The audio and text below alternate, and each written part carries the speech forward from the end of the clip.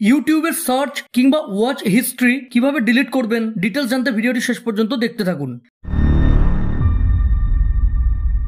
আপনি যখন ইউটিউবে কোনো কিছু সার্চ করেন তখন ওই সার্চ হিস্ট্রি ইউটিউবে থেকে যায়। সার্চ আইকনে ট্যাপ করলে আপনি সার্চ হিস্ট্রি দেখতে পাবেন। এগুলি একসাথে ডিলিট করার এখানে কোনো অপশন পাবেন না।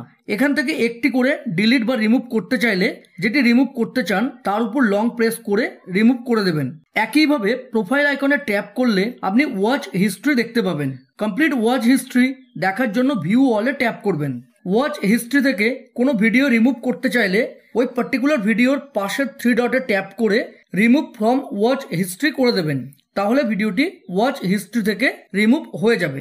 এই 3 ডটে ট্যাপ করলে হিস্ট্রি রিলেটেড বিভিন্ন অপশন পাবেন।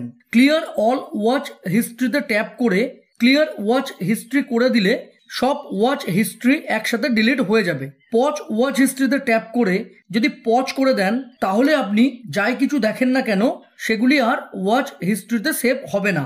আবার যদি ওয়াচ হিস্ট্রি সেভ করতে চান তাহলে এটি টার্ন অন করে দেবেন।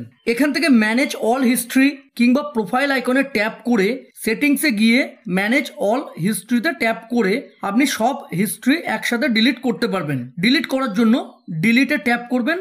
এখানে 3টি অপশন পাবেন। ডিলিট টুডে করলে কেবলমাত্র আজকের হিস্ট্রি ডিলিট হয়ে যাবে।